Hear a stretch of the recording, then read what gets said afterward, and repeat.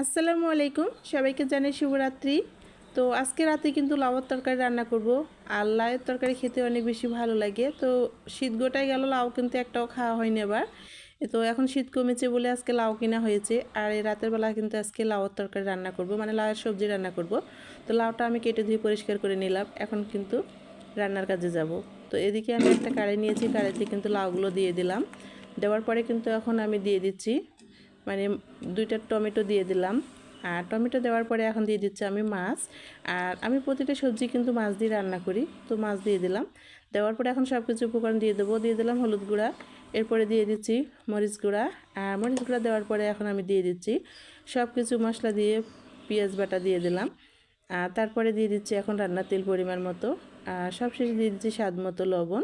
তো দেওয়ার পরে এখন আমি সবগুলো উপকরণ দেওয়ার পরে হাত দিয়ে এখন মাখিয়ে নিয়েছি সবজিটা। আর এভাবে লাউয়ের তরকারি সবজি রান্না করলে, হাত দিয়ে মাখিয়ে রান্না করলে খেতে বেশি ভালো লাগে রান্না করে। তো আমি এদিকে ইন্ডাকশানে বসাই দিলাম রান্নার জন্য। আর কিছুক্ষণের জন্য দিয়ে দিলাম ঢাকনা। তো লাউয়ের তরকারিটা আসলে একটা উপকারী তরকারি, একটা ঠান্ডা একটা তরকারি, খেতে অনেক উপকারী আসে খেলে পারে। আর খেতেও অনেক বেশি ভালো লাগে। আর লাউও কিন্তু মানে মাংস দিয়ে রান্না করলেও খেতে ভালো লাগে, সবজি রান্না করলেও খেতে ভালো লাগে। তো এদিক কথা বলতে বলতে আমার তরকারিও কিন্তু রান্না হয়ে যাচ্ছে। আর মানে রোজার সময় কিন্তু যে তরকারি রান্না করছি তেমন একটা বেশি খাওয়া যাচ্ছে না। তো আজকে মনে হচ্ছে একটু ভাত একটু খাওয়া যাবে ভালোই। লাউর তরকারিটা দেখতেও ভালো লাগছে রান্না করতেছিতে। তো এদিকে আমার কথা বলতে বলতে লাউর তরকারি রান্না রেডি। এখন আমি চুলা থেকে নামিয়ে ফেললাম।